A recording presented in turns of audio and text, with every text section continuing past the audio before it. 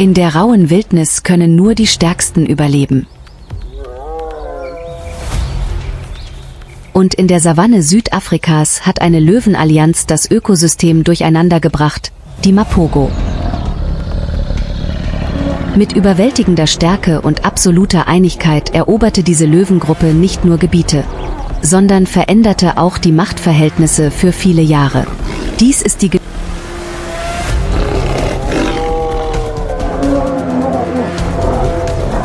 Geschichte legendärer Krieger, Herrscher der Steppe, deren jede Bewegung von Tapferkeit und Strategie geprägt ist.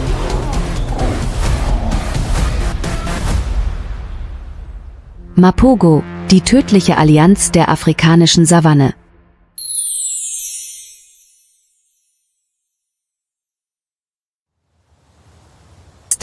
Die Sonne steigt allmählich hoch über die Sabi-Sands-Graslandschaften Südafrikas und färbt die endlosen Graslandschaften golden.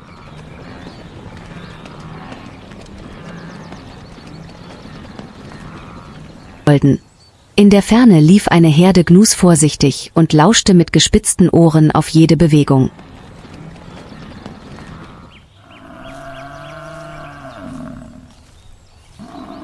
Auch die riesigen Büffelherden, die nie Angst hatten, bewegten sich langsam in Gruppen und hielten Abstand zu den niedrigen Büschen.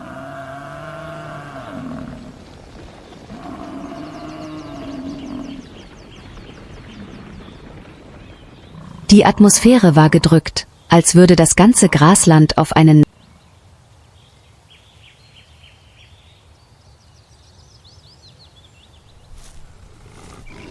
nahenden Sturm warten.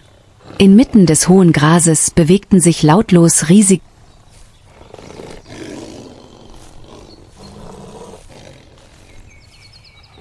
schwarze Schatten. 6 männliche Löwen, riesig, muskulös und kampferprobt,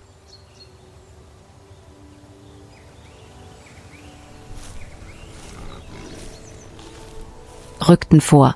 Dies sind keine einsamen Löwen, sondern die furchterregendste Raubtierallianz in der Geschichte der Wildnis, die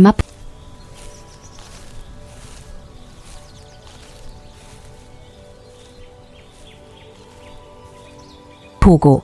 Normalerweise wird ein männlicher Löwe, wenn er das Erwachsenenalter erreicht, aus dem Rudel verstoßen und ist gezwungen, allein umherzuwandern oder mit einem anderen Männchen zusammenzuarbeiten, um zu überleben.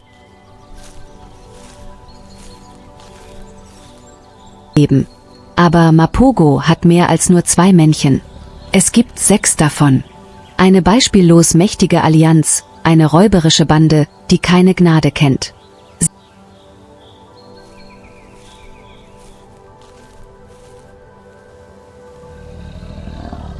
Sie jagen nicht nur, sie säen Zerstörung. Vor ein paar Jahren waren diese 6 Löwen nur Vagabunden, die von ihrem alten Rudel aus ihrem Territorium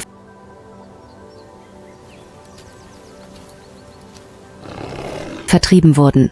Doch anstatt wie viele andere Löwen von Raubtieren getötet zu werden oder zu verhungern, taten sie etwas noch nie Dagewesenes. Sie schlossen sich zusammen und bildeten eine tödliche Allianz. An der Spitze des Rudels stand Makulu, das größte und stärkste Männchen, das sich mit der Ruhe eines erfahrenen Kriegers bewegte.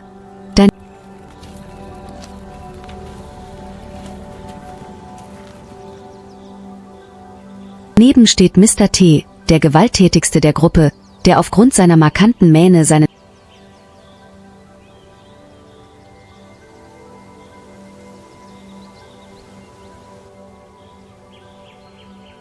Spitznamen nach dem Bösewicht des Films trägt. Mr. T tötet nicht nur seine Feinde, er frisst auch seine eigene Artikel. Diese Löwen jagen nicht sporadisch wie andere Männchen. Sie greifen in Rudeln an,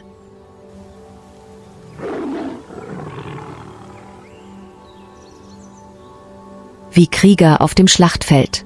Kein Beutetier kann einer Armee von Löwen standhalten, die von der rauen Natur trainiert wurden.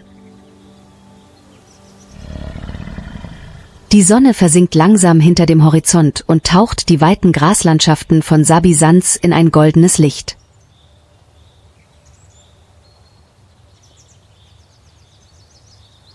Die sanfte Nachmittagsbrise trug den Geruch von trockenem Gras und die Feuchtigkeit von Schlamm mit sich. Auf der Ebene bewegt sich eine Herde afrikanischer Büffel langsam in Richtung Fluss, wo nach einem langen Tag Wasser auf sie wartet.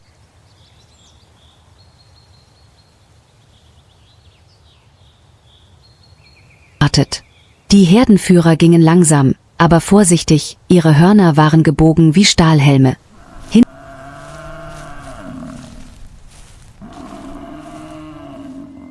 Hinter ihnen marschierten Hunderte anderer Büffel in enger Formation und bildeten eine solide Mauer gegen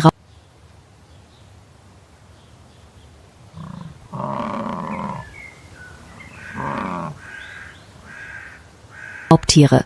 Dies ist eine der größten Büffelherden der Region, eine Macht, die sogar Löwen fürchten.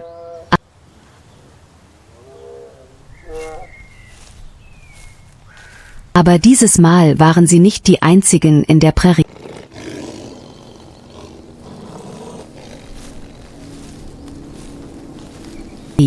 Aus der Ferne beobachteten 6 männliche Mapogo-Löwen schweigend die Büffelherde aus einem niedrigen Wald, wo die Dunkelheit langsam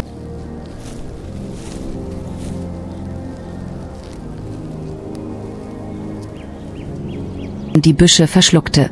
Sie brüllten nicht, hetzten nicht, sondern warteten, mit der Geduld von Kriegern, die Hunderte von Schlachten durchgestanden hatten.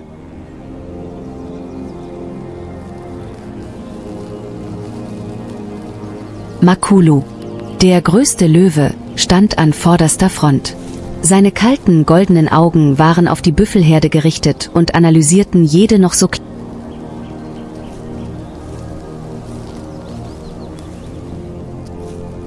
kleine Bewegung.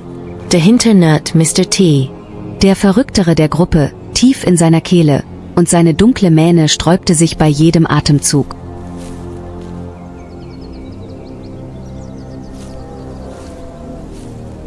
Sie mussten nicht reden, nichts planen.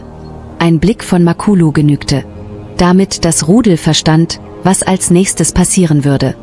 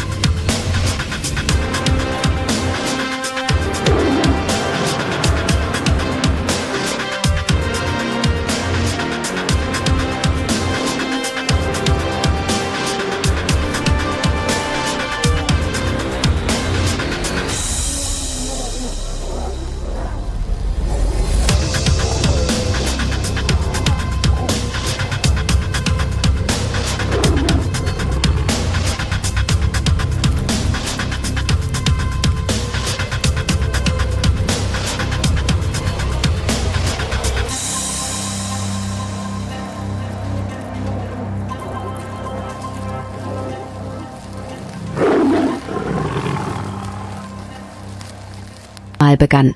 Aber was Mapogo wirklich legendär macht, ist nicht nur ihre Jagdweise.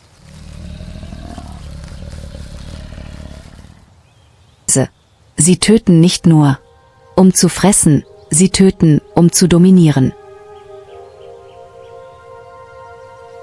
Ein Rudel Löwinnen ruhte friedlich neben einem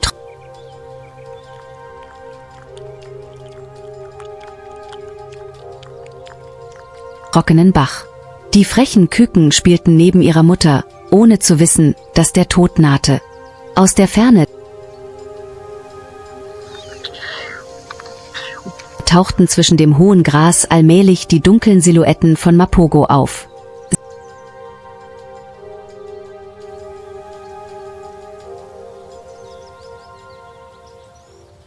Sie brüllen nicht und greifen nicht sofort an.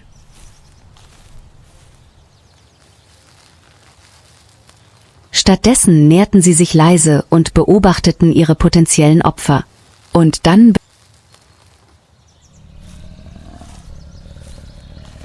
begann der Albtraum.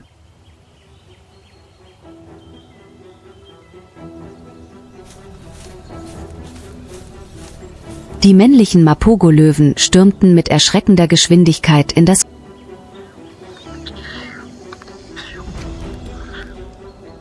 Rudel. Die Löwinnen rannten verzweifelt davon, aber sie waren nicht das Ziel. Es sind die Jungen, die das schlimmste Schicksal erleiden. Ein junger Löwe hatte keine Zeit zu verstehen, was geschah. Als er so heftig geschlagen wurde, dass er fast 2 Meter weit wegflog.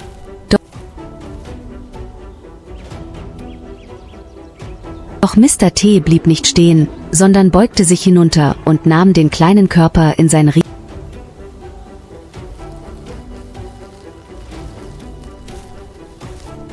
riesiges Maul. Ein Kopfschütteln und dieses Leben war vorbei. Innerhalb weniger Minuten wurde das gesamte Rudel der Löwenjungen ausgelöscht.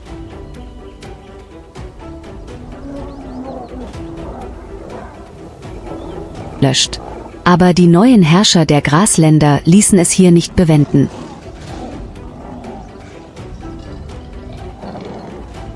Sie begannen, andere erwachsene Löwenmännchen zu töten, die ihre Macht bedrohen könnten.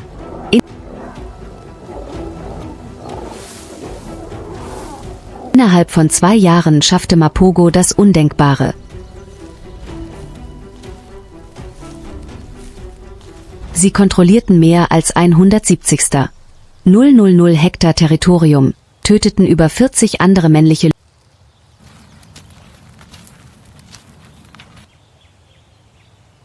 Löwen und vernichteten zahlreiche Rudel auf ihrem Weg. Keine Feinde, keine Konkurrenz. Nur Blut, Feuer und absolute Herrschaft. Die Sonne geht hinter dem Horizont unter und taucht die Graslandschaft von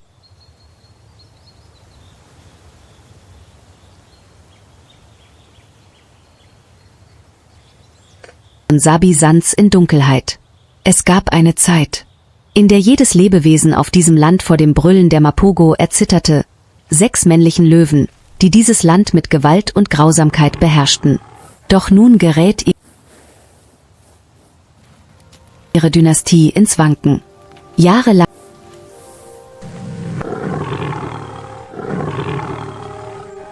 ständige Kämpfe haben ihre Spuren auf jedem ihrer Körper hinterlassen.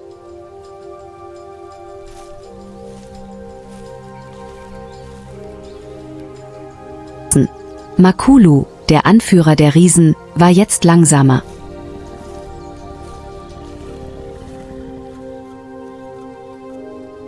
Seine Mähne war grau und alte Narben waren tief in sein Gesicht gegraben, wie Erinnerungen an blutige Schlachten der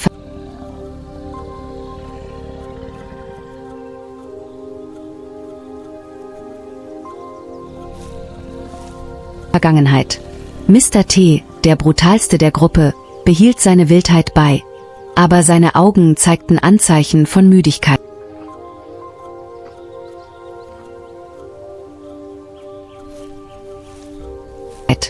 Und dann, so ist es das Naturgesetz, werden, wenn die Herrscher alt werden, neue Herausforderer auftauchen.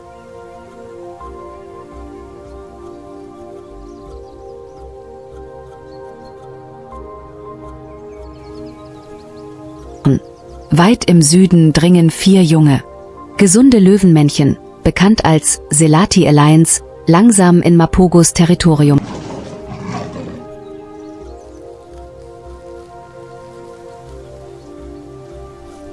vor. Sie waren nicht allein. Sie hatten aus der Ferne zugesehen und auf den richtigen Zeitpunkt gewartet.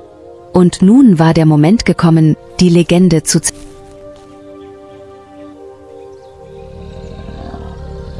zerstören. In einer Juninacht hallte ein Brüllen über die Prärie. Mapogo wusste, dass der Feind angekommen war. Kinky Tail und Mr. T waren die ersten, die Selati begegneten.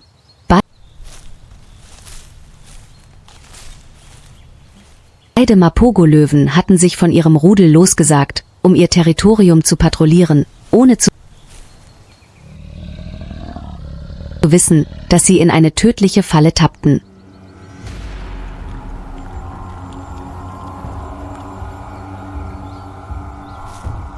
Ein Knurren hallte durch die Nacht und dann bewegten sich Schatten blitzschnell.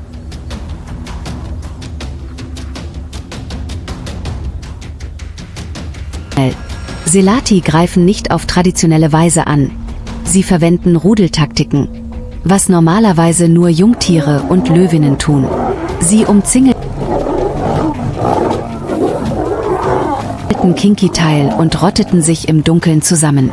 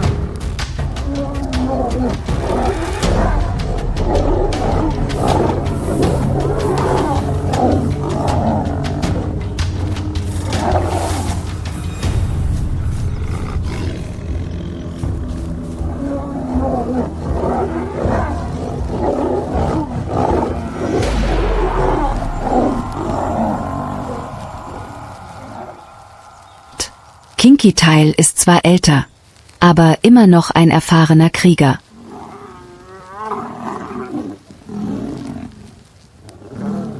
Es brüllte wild und schlug mit seinen Klauen in das Gesicht eines Selati, aber das war nicht genug. 4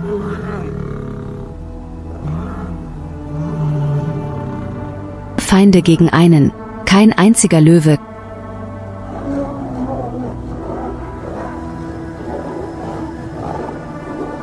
kann überleben.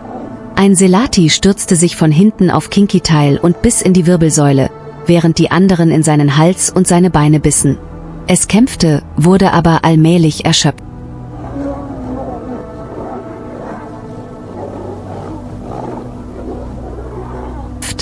Nach mehr als 20 Minuten Kampf brach Kinky Tail zusammen.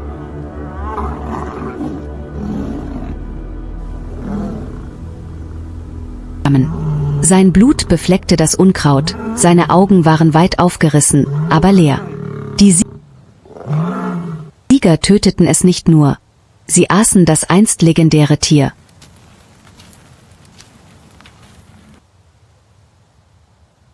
Nicht weit entfernt hörte Mr. T den Kampf, aber als er dort ankam, war Kinky Tail tot.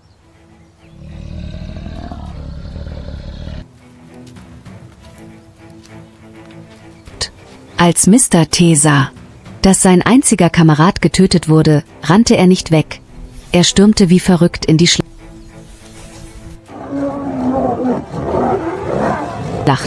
Krallen rissen durchs Fleisch, blitzschnelle Bisse fanden ihr Ziel, aber Mr. T kann nicht alle 4 Selati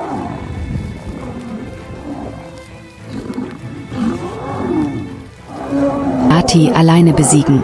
Es versuchte wegzulaufen, aber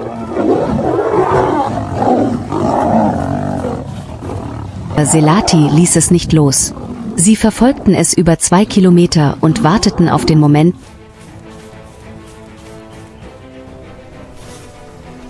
in dem es erschöpft war. Als er schließlich nicht mehr weiterlaufen konnte, drehte sich Mr. T um und stellte sich den Feinden. Ein letztes Mal brüllte es, als wolle es verkünden, dass es nicht wie ein Schwächling sterben würde. Doch bald darauf wurde es abgerissen. 4 Selati zerrissen Mr. T und zermalmten die Knochen, die ihn durch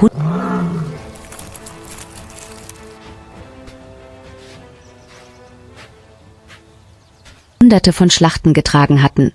In dieser Nacht wurden 2 der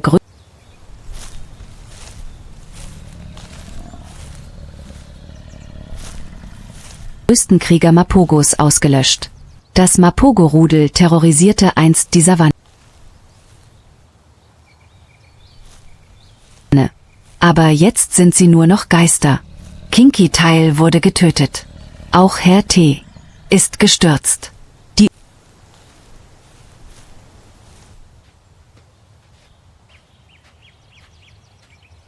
Überlebenden, Makulu, Pretty Boy, Dreadlocks und Rasta, sind zum Rückzug gezwungen und müssen das Land verlassen, über das sie einst herrschten.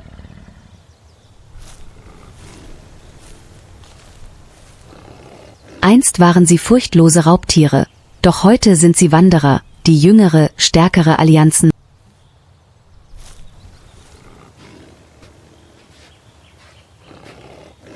meiden. Sabi Sans gehört ihnen nicht mehr. Die blutigen Tage und brutalen Kriege sind heute nur noch Erinnerungen.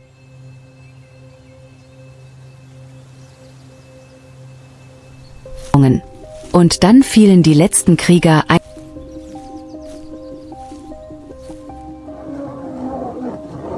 einer nach dem anderen. Dreadlocks verschwanden während eines Kampfes mit einem anderen Rudel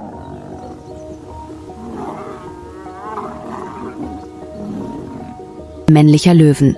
Auch Pretty Boy und Rasta starben einer nach dem anderen. Möglicherweise durch Verletzungen, Hunger oder weil sie von ihresgleichen getötet wurden. Makulu ist der letzte Überlebende. Als junger Mann war Makulu der stärkste Löwe in der Mapogo-Allianz. Er ist nicht so gewalttätig wie Mr. T und auch kein Jagdhund wie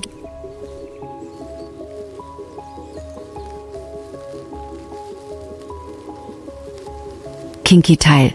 Aber er ist ein geborener Anführer, ein Rudelführer mit absoluter Stärke und Gelassenheit. Aber jetzt wird es in Ruhe gelassen. Die Nacht bricht über Sabi Sans herein, wo einst das Gebrüll 6 legendärer Krieger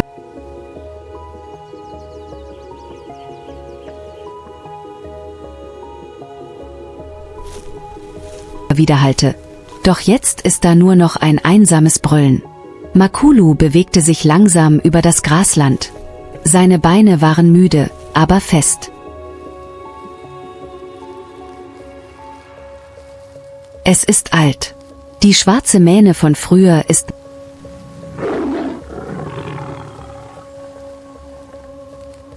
mittlerweile etwas grau geworden. Die alten Narben waren jetzt in seinem Gesicht deutlicher zu sehen. Augen, die einst vor Stolz leuchteten, sind nun von der Zeit und der Einsamkeit gefärbt.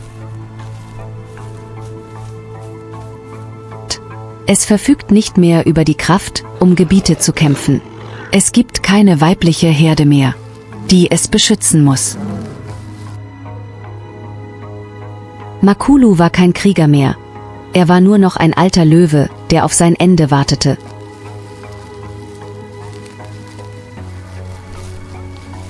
In seinen letzten Tagen ging er anderen Löwen aus dem Weg. Keine Allianzen mehr. Keine Teammitglieder mehr.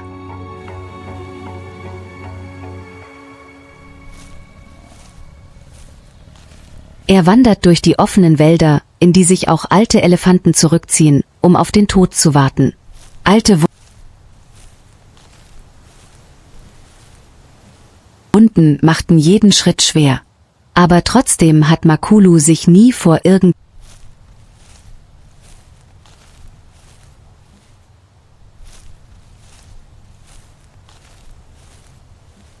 jemandem verbeugt. Seine Atmung verlangsamte sich allmählich. In seinen Augen war keine Panik,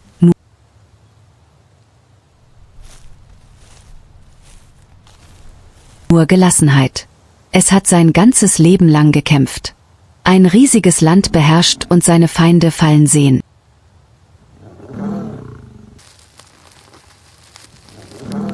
Und nun wird es für immer ein Teil dieses Landes sein. Als Makulu seinen letzten Atemzug tat, ging die Sonne über Sabi Sands unter und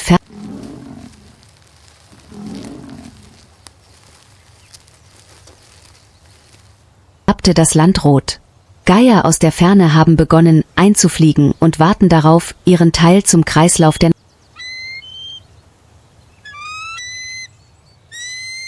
Natur beizutragen. Aber sie waren nicht die einzigen Lebewesen, die diesen Moment miterlebten.